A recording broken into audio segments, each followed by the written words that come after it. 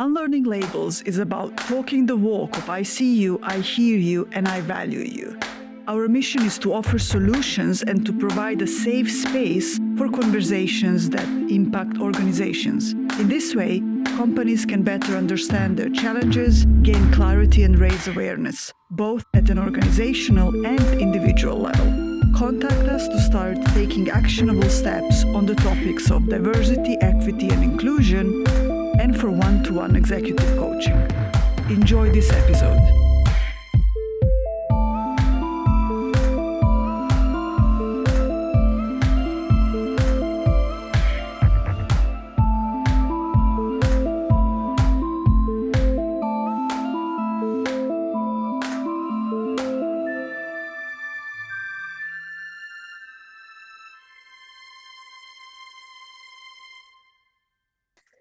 Welcome to the Unlearning Labels podcast.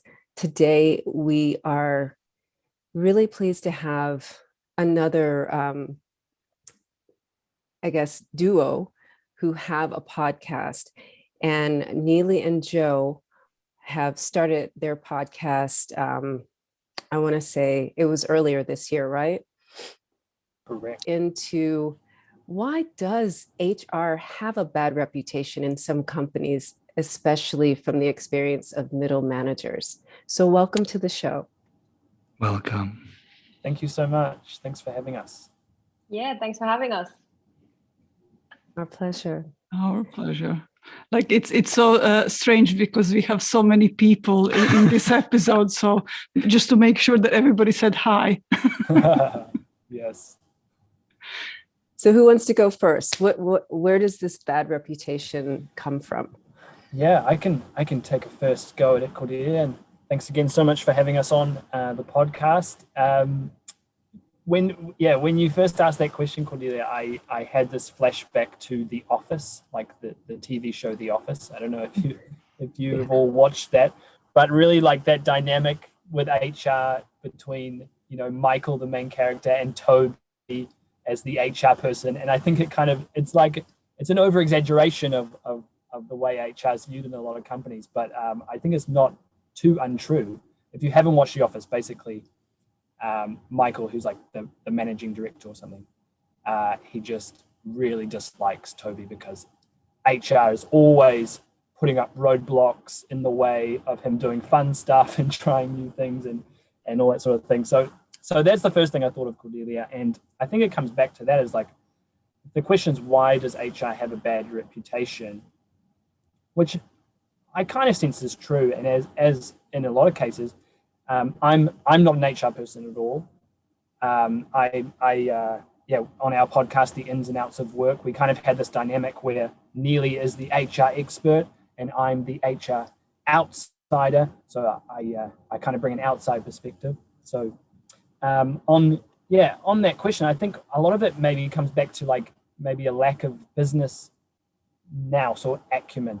And that's actually a big insight we got from the first season of our podcast as well, was the sense that maybe there's a little bit of disconnect sometimes between what HR is driving and what the business actually is trying to do. Mm-hmm. So I think a lot of it can come back to that. We spoke with someone called Eric Van Vulpen from AIHR on one of the episodes of our podcast, and he really put that forward as a really big step for HR to become more strategic and evolve into the future, is actually growing those business acumen skills. I thought that was really good input. So that's kind of the first thought that I had on that.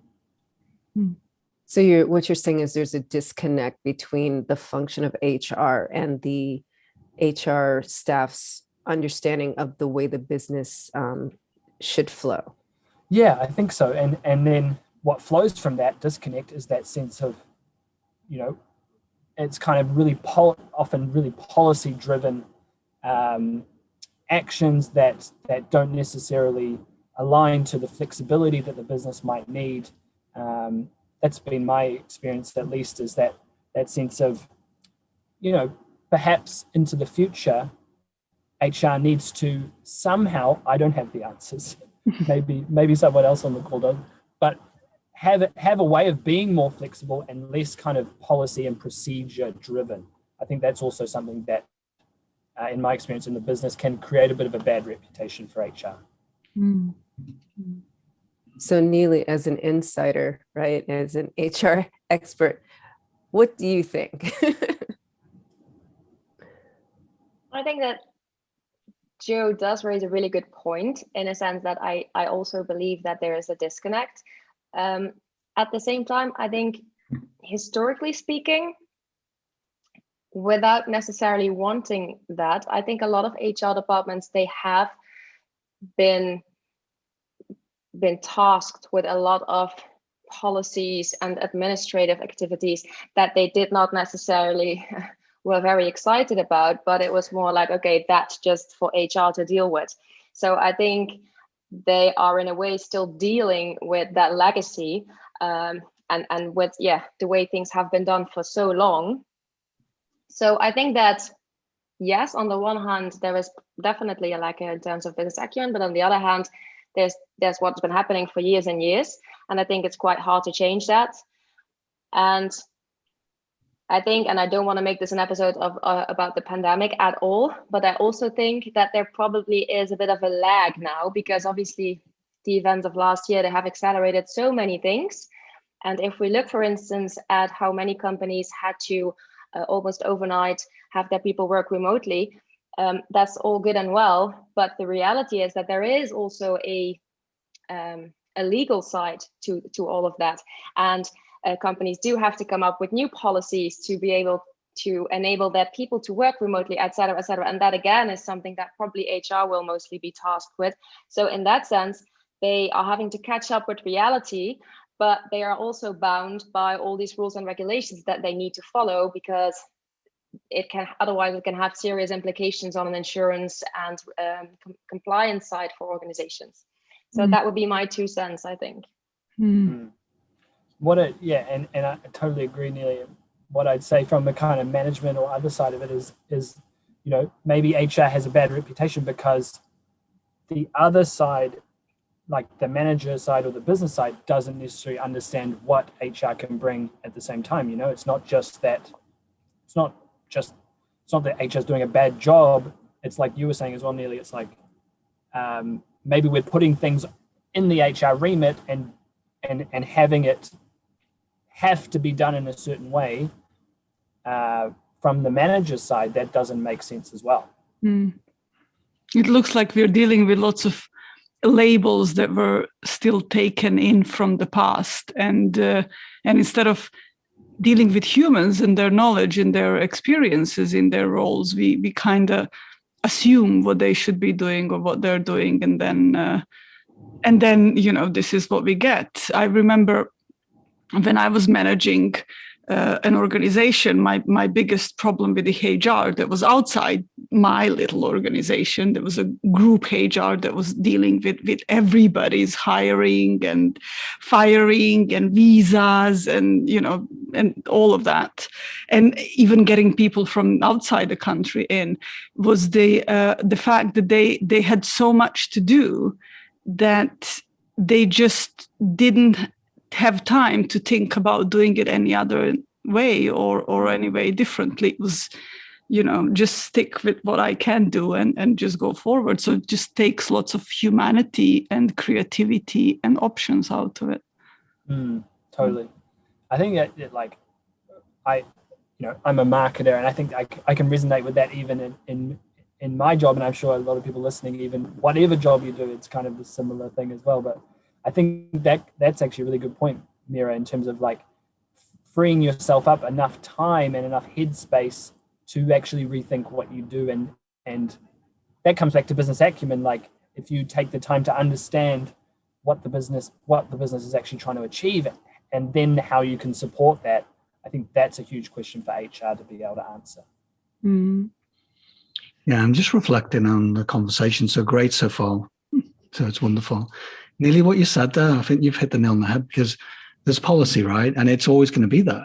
And there's a lot of legalities. And quite often, and I'll put my hand up, in my early days as a manager, no one really explained that to me. I didn't really understand labor law in the countries I lived in until I actually went through labor law training, for example, in Germany and the like. And I was like, okay, now I can actually show a bit more compassion for my HR colleagues because they're in a rock and a hard place sometimes. So again, I'm not making excuses for some of the disconnect between HR as a department and the rest of the organization, but I can kind of see where it's actually there's been a gap and it widened for a bit, definitely pre-COVID. I mean, my experience working for the last company I worked for was exactly that there was a lack of transparency, or so it looked like, but people just, the HR colleagues of mine didn't have the time, or, it looked like from the leadership team, it was a nice to have maybe a town hall about how HR is changing or the impact on new policies that are coming into force in Germany. And then in turn, obviously, in parallel, the DEI stuff and the leadership development, it all has to be done in the same way, right? But what happens innocently in most organizations, they're like, oh, well, we'll just fix this. And it's like a leaky pipe. We'll just put my hand over this and we'll stop this leak. And yeah, we can worry about the leadership development maybe next year. And then suddenly the wheels come off. Yeah. Or you need to become an octopus to, like Yeah. Yeah, and I think it will take a while. Sorry, go on. Yeah.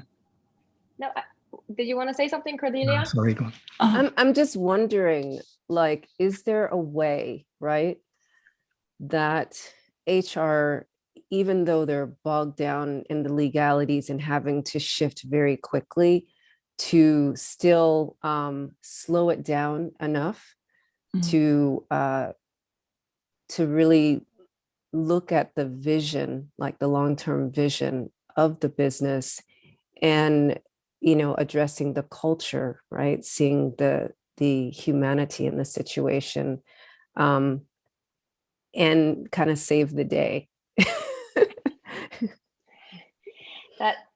I think that is a great question. And before trying to answer that one, I was actually, while I was listening to all of you, I was thinking that I get this feeling sometimes that any kind of big topic when it comes to the world of work right now, so whether it is about how can we keep our employees engaged, or how can we make sure that we have an awesome candidate experience and attract the best talents, or what are we going to do about remote work, or any kinds of these actually really, really big topics, or how is the role of the manager changing?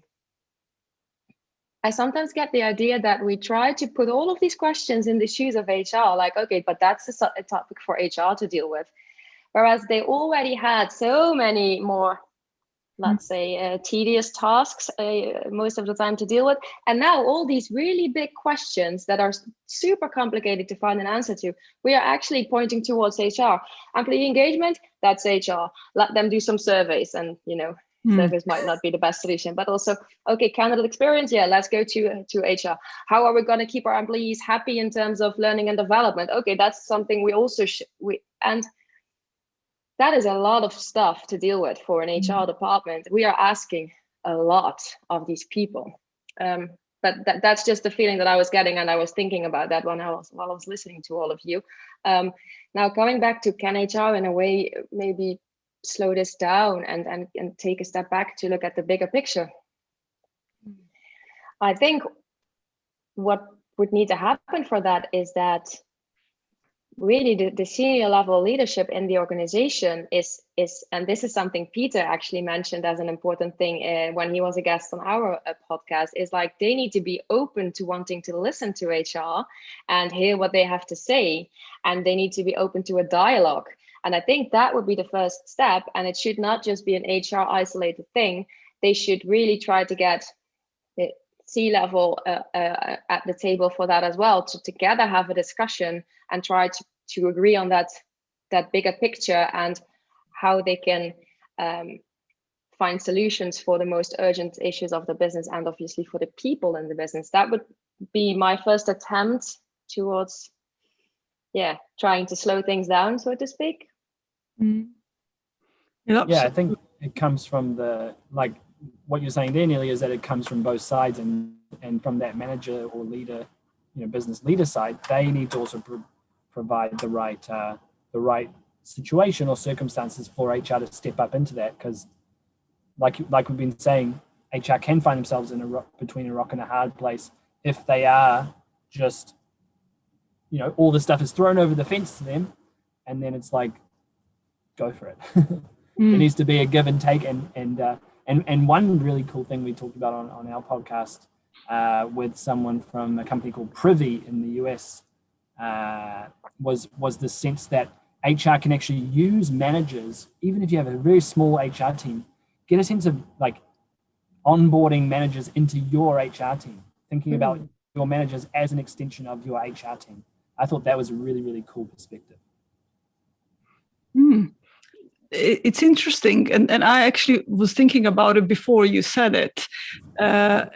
It seems like HR has always been like a supporting part for the business, like the mechanic just fixing stuff, and nobody cares about them. So they get bad reputations from the employees because they can't support them the way they would need to be supported, but also they get a bad reputation from a higher management. I mean, I remember sitting in the meeting rooms where general managers were just like, where's the HR person? We just need 10 more people. Nobody cares. Can we do it? Can we not do it? What is the legal implication of it? And it's just, and the HR manager is just running around. And when they say something, nobody's listening.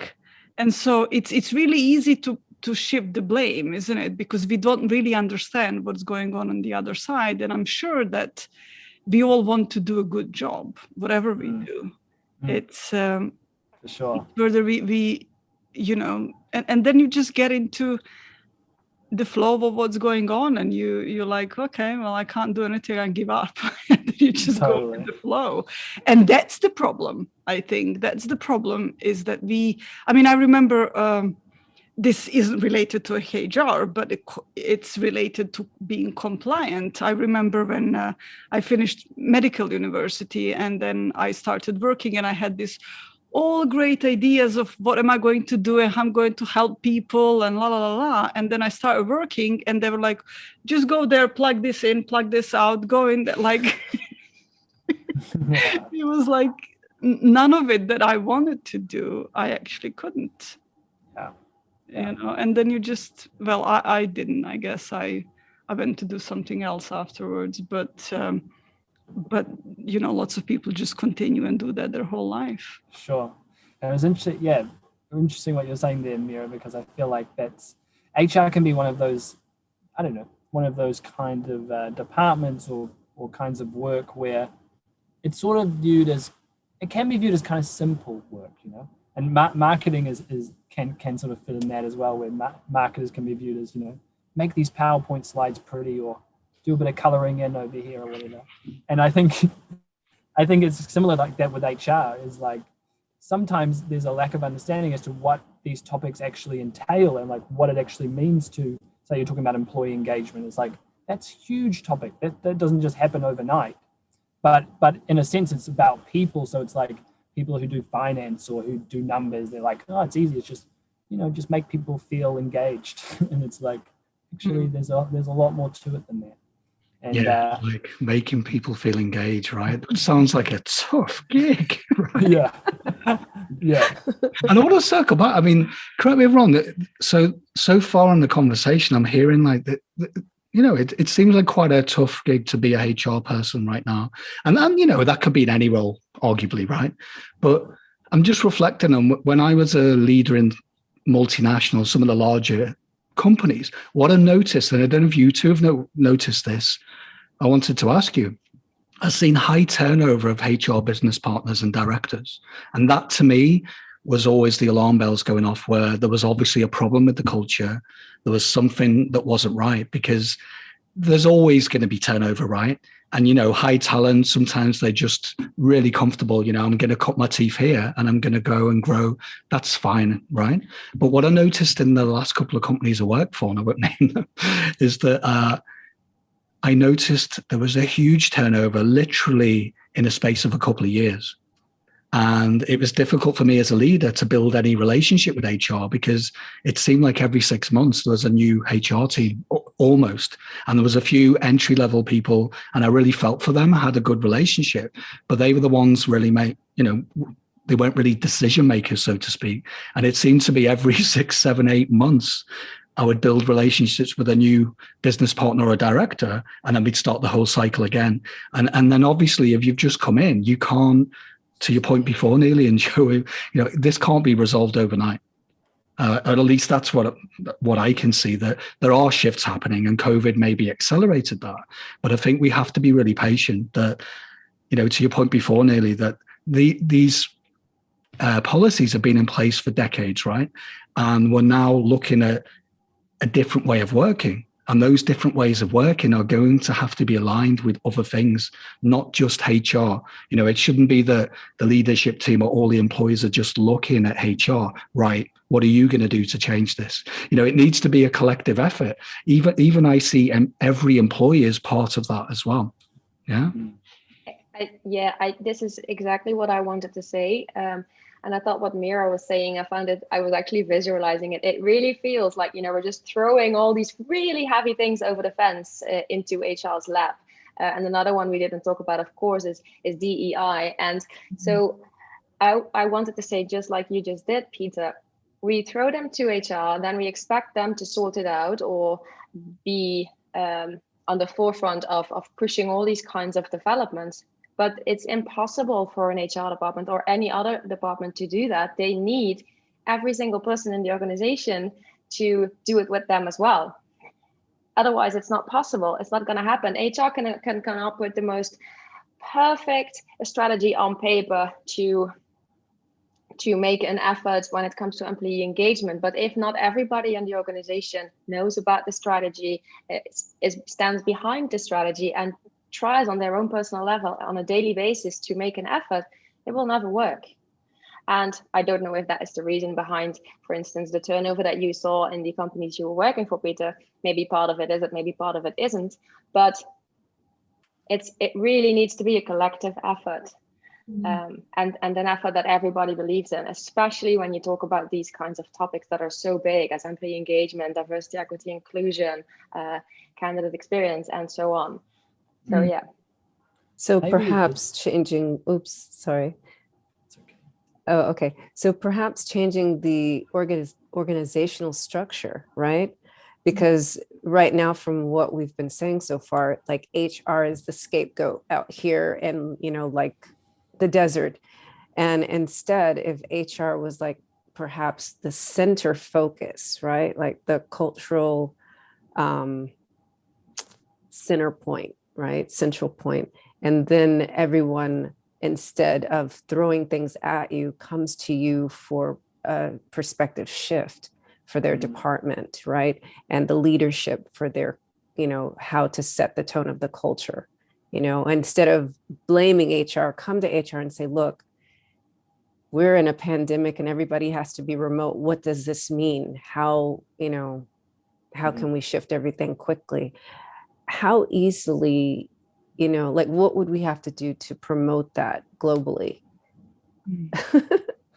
It's a good question, Cordia. I could have an early stab at it, but I'm going to need Neelie's help for the second part. Thanks, Neelie. But I think you're so right. Like what we've been really feeling through this first season of our podcast and speaking to different HR experts is that the themes come through that like HR actually has an opportunity now, post COVID, post the pandemic, and we, I think we're all sick of talking about the pandemic, but actually it's provided a bit of an opportunity for HR to, like you're saying, become a lot more central in the organization, become strategic again, go beyond just being operational and those simple things. And actually, there's so many big challenges that came our way during the pandemic that we've realized that we need a strategic HR function, and that's a huge theme that has come through. So,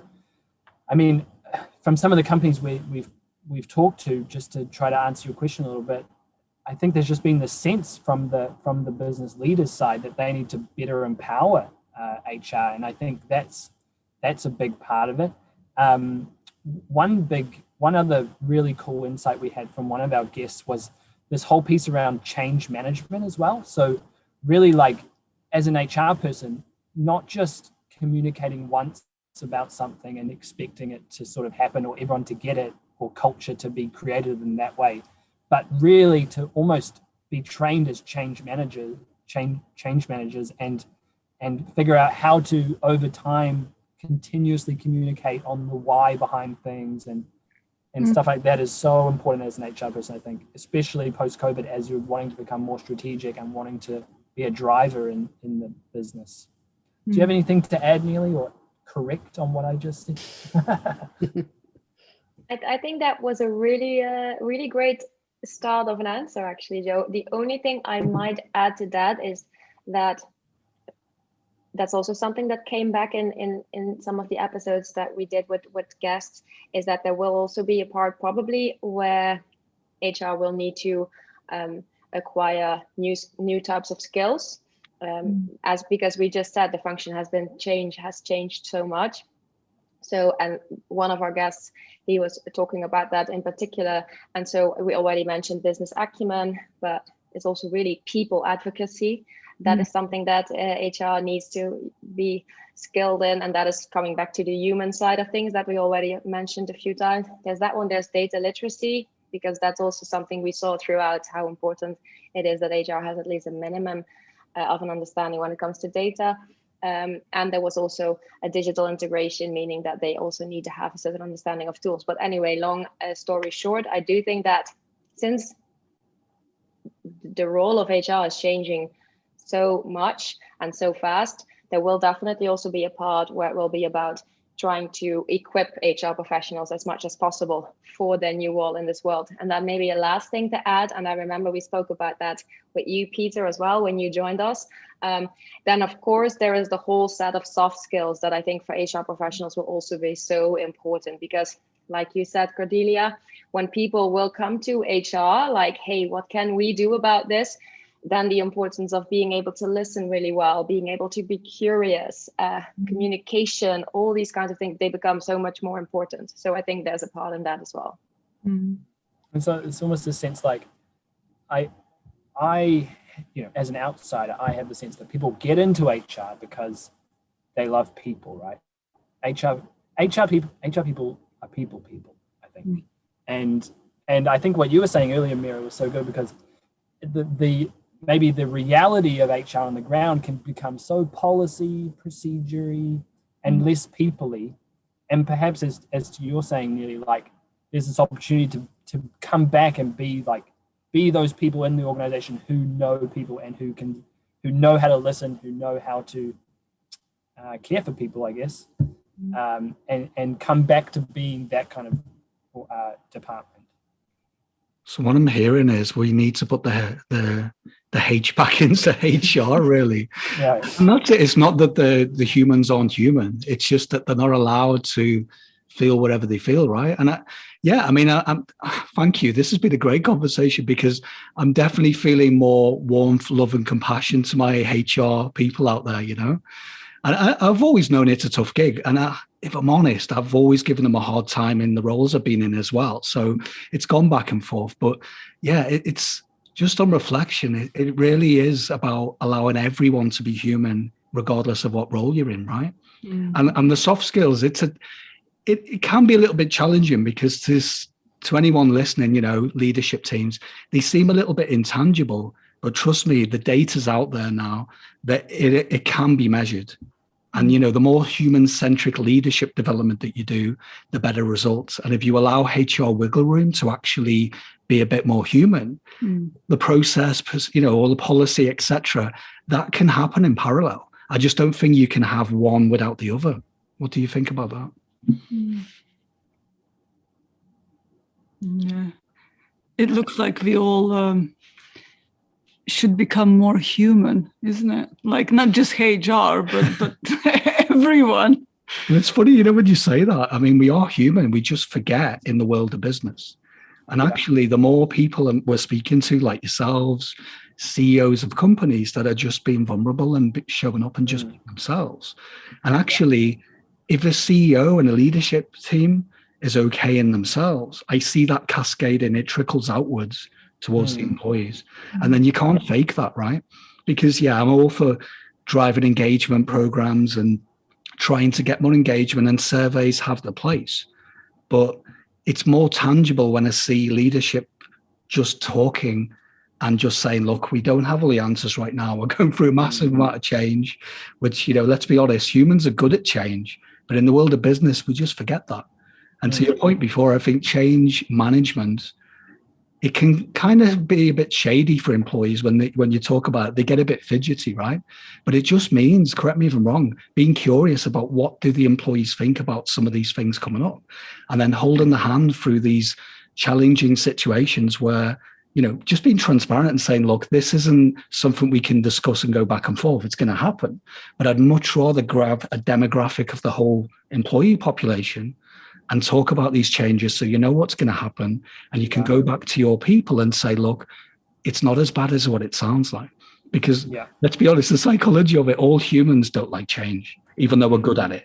If you say we're going to take away that software and you've been using it for the last 5 years, everyone's going to rebel and there'll be a war.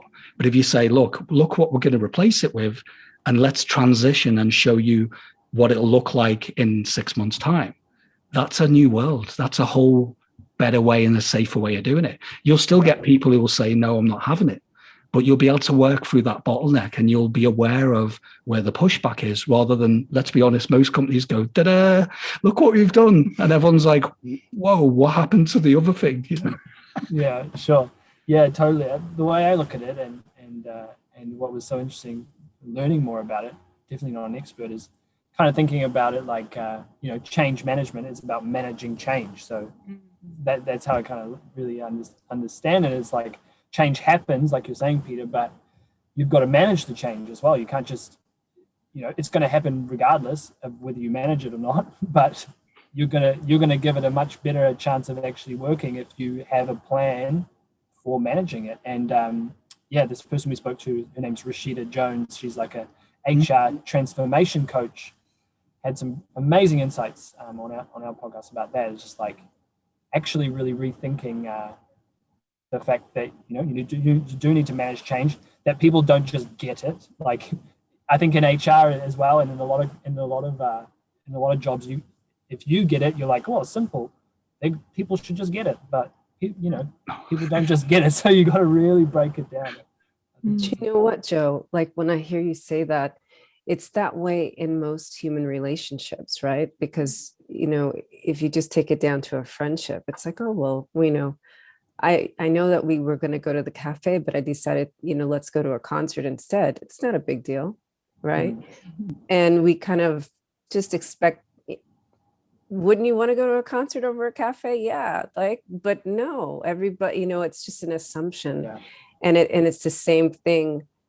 So not making those assumptions and just taking the time to slow down and communicate, hey, a couple hours before, look, let's go to a concert. What do you think about going to a concert instead of the cafe, right? And having that conversation, listening, doing the back and forth. Yeah. I also wonder if, since there's this major shift in human resources, if on the educational front, the curriculum at universities need to change to integrate the business acumen, the strategy, the change management, and the other soft skills, because our educational system, I think this is something that we've discovered, is antiquated, right? We just found this out, like as if we didn't know. It's like, these people are coming out of university and have no idea how to actually function in a job. So that looks like that might be another solution. What do you think, Neelie? Do you feel like you didn't come into this profession fully equipped from the educational perspective, perhaps? So this is really interesting that you're mentioning it, Cordelia, because I was already thinking earlier in our conversation that I think there's very important role as well for the education system. Now, I myself, even if on the podcast I am the HR expert, I never actually worked in HR, so I do feel I need to clarify that. But I do get to lecture sometimes here in France at university, where they do teach future HR professionals, so they actually follow the HR curriculum. And yes, I think there's still a lot to be gained in the educational system. Part of that, again, I don't think is the fault of the education system as it is, because I do really feel that over the past, let's say 5 to 10 years, the role of HR has definitely changed so much. And then again, I can understand there's a lag between what people are being trained for and the reality. That is always the case, let's be honest. I mean, I studied law, and when I finished my law degree and I actually never started working actually in the field, but if I would have, then there were still so many things that I wouldn't have known and I wouldn't have been trained for. I do think, however, that at least what I see here then at the universities in France, where we do sometimes give guest lectures, it is changing. The fact that they are inviting people from the field to teach their students about HR technology, what are the most important HR trends, I think that is a really good step in the right direction.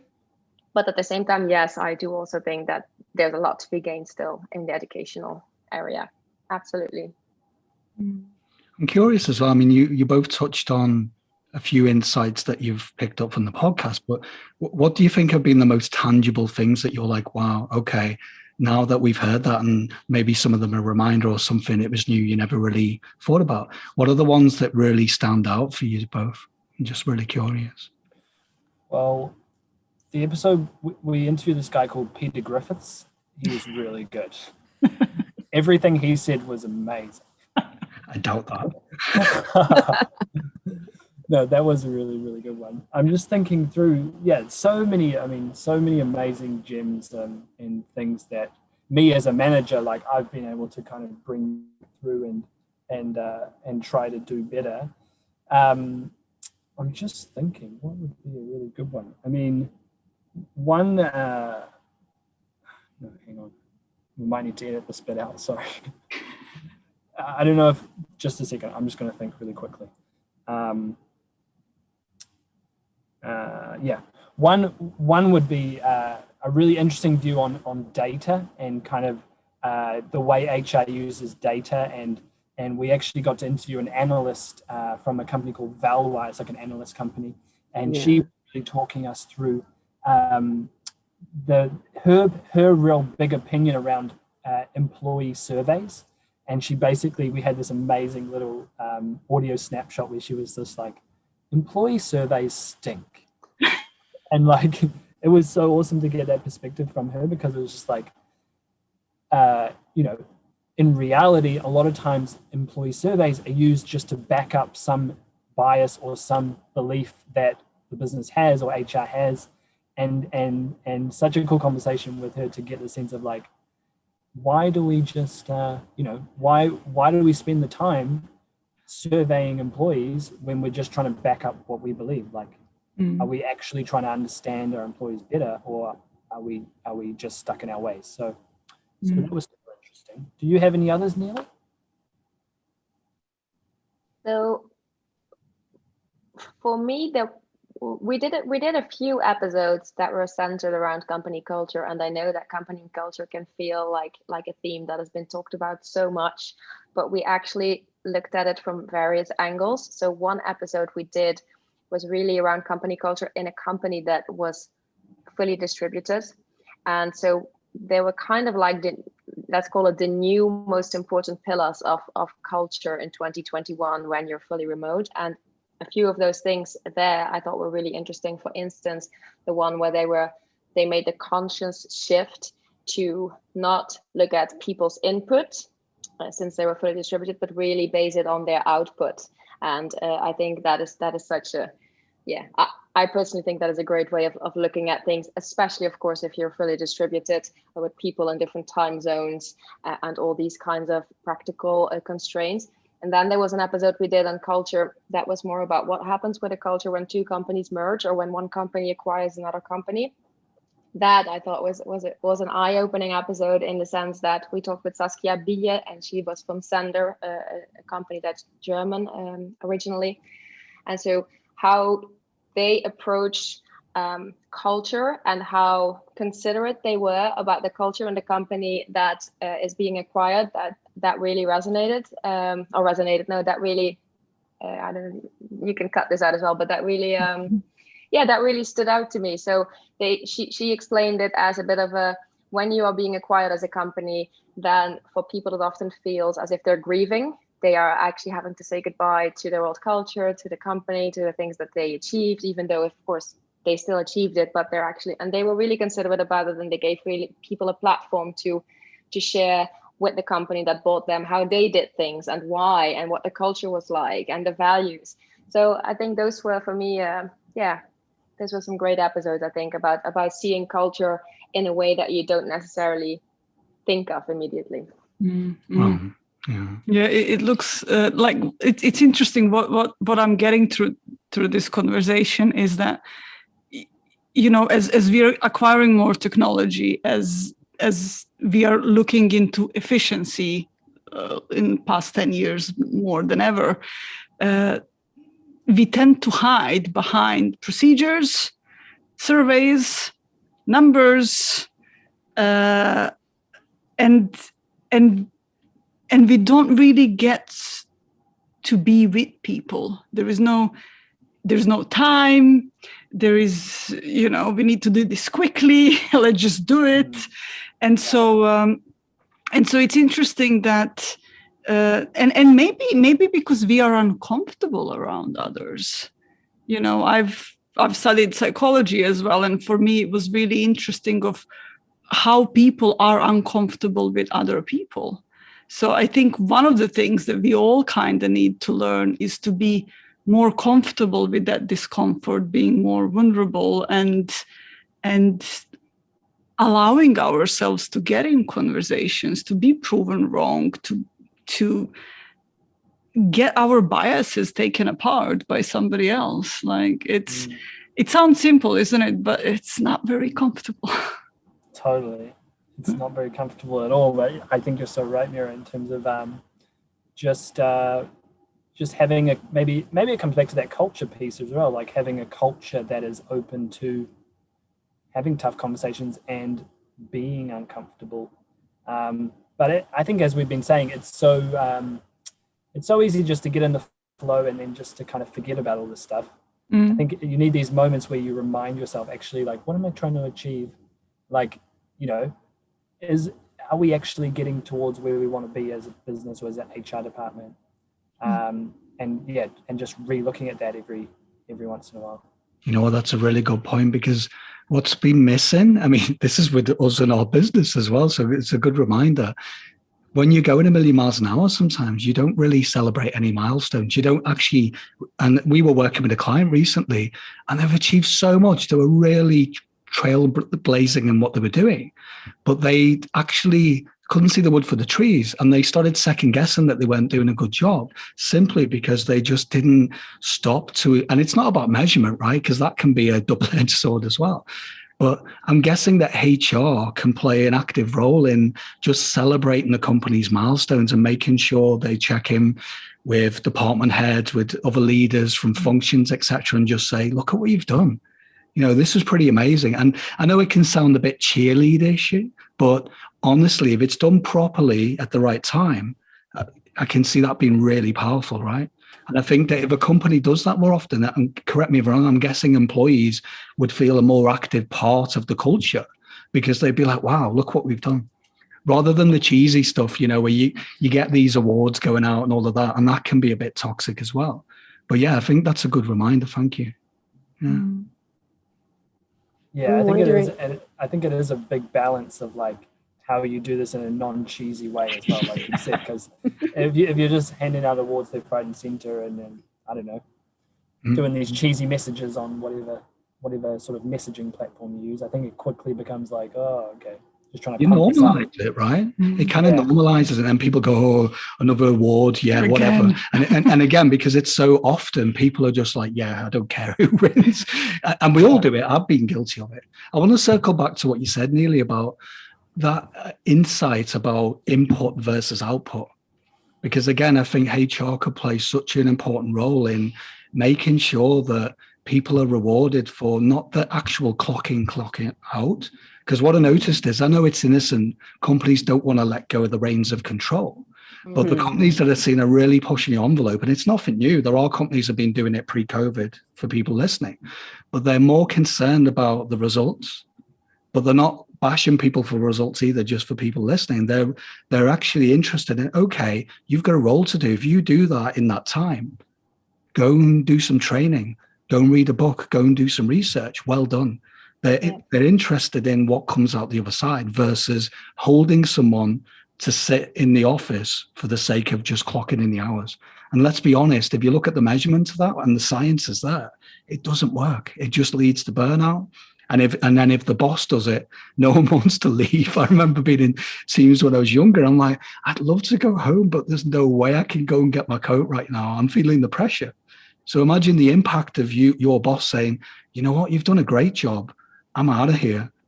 So if you've done what you need to do, I would suggest you do the same. I love you. It's up to you. That's a different way of looking at it, right? Mm. That is a totally different way of looking at it. And for me, that would be the right way of looking at it. I completely recognize what you say, Peter. I started my career in finance, and I've worked in London in finance for a year, and it was an absolute disaster for me, but it really was. I was afraid to go home. The markets I worked in on the trading floor, and the markets, they closed at, I think in London it's 4:30, because here on the continent it's 5:30. Yeah, so 4:30, I guess. So by 6 o'clock at the latest, I was done. But everybody would stay until 7 or 8. And I was like, okay, I cannot go home, because if I go home now, that's just considered bad form or whatsoever. So I think that it's not as it should be. So, and this is what was really great about the example that was from a company called Drift, where they are really looking at the output. But just yesterday, I spoke with the VP of People and Culture at Whereby. So Whereby is a bit of a video conferencing solution like Zoom. And so they are actually time agnostic as well. So they are fully distributed. People are all over the world, different time zones, but so they don't care also whether you work from 7 a.m. until 11 a.m. and then you take a break and you work again in the evening from 7 p.m. to 11 p.m. They really don't care, as long as the output is there. But that does go hand in hand for them, though, with really having everybody take their responsibility. So people are definitely accountable. And I think once you have everybody being accountable for the results, then that's fine, right? Because they know that it doesn't matter when they work or where they work, as long as they get the results there. So, totally. And I think what we're seeing a bit now, like, around this time of 2021, is maybe as we hopefully start coming out of COVID, is some companies wanting to maybe snap back to how it was before and just quickly go back to, just pretend like that never happened. But other ones, like you're talking about, Neelie, that are actually much smarter, I think, in the way they are approaching it and thinking about, we can't actually go back. So how do we make the most of it, and how do we change for the better from here? In America, they in Washington, D.C. specifically, they are having a big issue with this, wanting to snap back to the way things were. And they're actually if you won't come back in the office, you need to find another job. It's very black and white here. So we're not yet in the 21st century in America. What would you say? And I'm gonna make this kind of a two-part question. I noticed that for your next season, for the ins and outs of work, you've shifted to mini episodes. So you're not going to be having conversations with other people anymore. So do you have an episode that addresses this? Yeah, that's right, Cordelia. So we've really decided in the second season of our podcast, The Ins and Outs of Work, to kind of, the whole message is bringing it back to the fundamentals. So, and that's kind of deeper, like the message of our whole podcast is the sense that, you know, so much changed in the last year and a half. What are those fundamental things that as HR people, maybe you or we thought we knew everything about, but now that we just need to completely go back to square one and rethink. So season 2 is really about that. And what we're actually going to be doing is kind of walking through the whole employee life cycle, all the way from employer branding to candidate experience through to like performance reviews and offboarding even, and just kind of putting it back, you know, like bringing the conversation right back to like, how do we do this stuff in 2021, given everything that happened? Because we can't just snap back, and the smartest companies are actually thinking about it all differently. So we're hoping to kind of lead people through that, and hopefully provide some keys on how to do that better. Did you have anything to add to that, Neelie? Well, when you were talking about, Cordelia, how companies want to snap back, and I definitely think that is the case in France, for instance. Joe and I, we both live in France. We're not French, but we do live there most of the time anyway. And so a lot of companies actually want to snap back as soon as possible. I do think that will backfire on them because, and perhaps you've seen it as well, there is now this big research that came out recently. Joe and I were talking about it as well, and it's came from Microsoft originally, and it's all about what they call the Great Resignation. It turns out that about 40% of the global workforce is actually actively considering leaving the company they currently work for this year, for a myriad of reasons that they can vary from. They've realized that they want to do something different, or the company doesn't provide them the flexibility they would like to have. Because imagine you've been forced to work from home for a year, and you've been therefore not commuting 2 or 3 hours a day every day, and all of a sudden you're being pushed back. You know, that's obviously going to be an issue because you've experienced a completely different life in a way. But other people, they just or they want to recover from COVID and everything that happened. Anyway, there are many reasons, but so I think wanting to snap back is something that will hurt a lot of companies. Even if they may not think so, I think it will definitely hurt them. So I do not think that is the way forward, but I don't think anyone in this conversation thinks it is the way forward. But that is something I did want to add to that. I'm glad we talked about that because, yeah, I've seen it already happening. Even towards the end of last year, companies were like, yeah, I've had enough of that. Let's go back to the way we were before. And obviously all of the employees were like, no. And rightly so, because let's be honest, without bashing individual employees or organizations, it was always, no, you can't do that. And it was for me when I was working as a leader. And so, I'd love to do all the admin overheads at home because I can't concentrate here, because rightly so, people want to be, want your time, which is normal. And it was always like, yeah, we can't do that because if we let you do it, others will have to do it. And there was, a myriad of excuses. And then let's be honest, it happened so quickly with COVID that infrastructure aside, it's more than doable. And I guess I don't have the answers, that's for sure, but a lot of it's just because that's what we used to do. And humans are like, well, I want it the way it was. But it can't really be sustained. And as you said, Neelie, for companies that are going to do that, they will either have to be course corrected quickly and put their hand up and say, sorry, we did that wrong, and hopefully not cause damage, or most of these companies just won't exist. You've heard the story about Kodak, right? If you're that stubborn and you don't listen to not only your people, but, the market that you're in. And let's be honest, it is a market force as well, because if you want to hire talent, they are going to want that flexibility because they've already had a taste of it. And why would you not want to do that? So yeah, I'm glad you brought that one up. That's a whole new episode. Yeah. I had some light bulbs going on. Why do we actually do this as humans? Yeah. It's actually not, we don't go back because it's better. It's because our brain is primed to not waste energy. So thinking about doing something different and doing it differently acquires more energy. So it just, we just need to understand that it doesn't feel like it's not really better back there. It's just we know what it's like, and at least we know what we're going to do. And yeah. Interesting. Cool. Well, this has been an amazing conversation. So thank you. Cordelia, Pleasure. do you want to wrap it up, or? Yeah, I would actually like Neelie and Joe to share the golden takeaway. We've talked about a lot of things from beginning, like HR has this horrible reputation. They're the scapegoat and like changing the reorg chart and all these things. So what is it that, you would say is the golden takeaway? What is your suggestion going into this next phase for organizations to shift all that? Yes, well, I could maybe kick us off. And really from a manager and from outside of HR point of view, for me, it would be, we brought up that term a couple of times during the conversation of HR business partner, and that's often a role title that you see more and more. And I think that's a beautiful way to describe an HR person.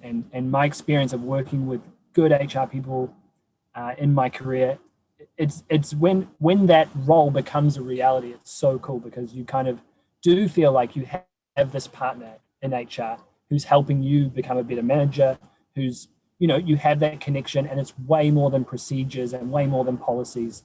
And so I'd say for me, on the manager side, outside of HR, that's one huge thing that I think HR can continue to grow in is being a partner to the business, being a partner to the managers, seeing yourself as the same team and going towards the same goals and working together. Yeah.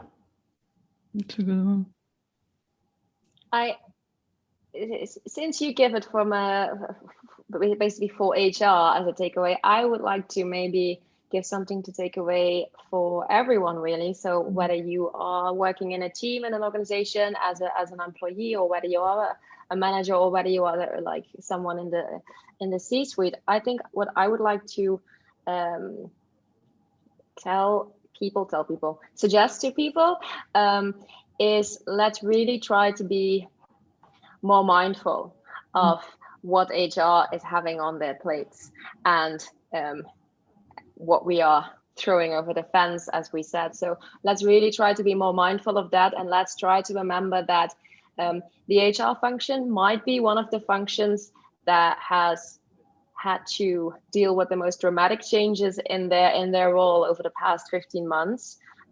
So let's be mindful of that, and let's try to sometimes put ourselves in their shoes, and remember that we do not necessarily have all the constraints that they may have from a legal or what kind of other perspective. So that's, I think, what I would like to say. Thank you. I really resonate with those takeaways from both of you, and looking forward to your second season. Mire and Peter, you want to close us out? Yeah, just thank you. I mean, there's so much to reflect on, right, in this episode. So yeah, I mean, I'm sure we'll speak again. I wouldn't be surprised, right? Because I can think of many ways we could have gone, But yeah, thank you. I'm just grateful of what ground we did cover. And I think there's some really good, tangible insights in there. So yeah. It's interesting. When we started, the first idea was we're going to try to, we're going to bash HR for how bad they are, and what they need to change and what they need to do and how, all of that. But it's really interesting what happens when we get in a conversation about things, isn't it? When we actually understand what's going on both sides. And I've seen this in so many different situations, in business meetings, we come there with the agenda, with our opinion, without bias about something. But then when you open up and you start talking about it and you start understanding, actually, when you go behind those labels, then you actually see the person, you see the real thing, you see what is really going on, and then you can change things. Then you can make some more meaningful actions. And I think this is what this conversation has been as well. And I'm sure lots of people who are listening to it, listening and come in with the idea of, I don't like HR, we come out of understanding what it actually is and how they can contribute, and not just really be angry and throwing the blame around. So thank you very much. Pleasure. Thank you for having us. You're welcome. We just did a how-to in change management. Thank you for listening. Unlearning labels is about talking the walk of I see you, I hear you, and I value you. Our mission is to offer solutions and to provide a safe space for conversations that impact organizations. In this way, companies can better understand their challenges, gain clarity, and raise awareness, both at an organizational and individual level. Contact us to start taking actionable steps on the topics of diversity, equity, and inclusion, and for one-to-one executive coaching.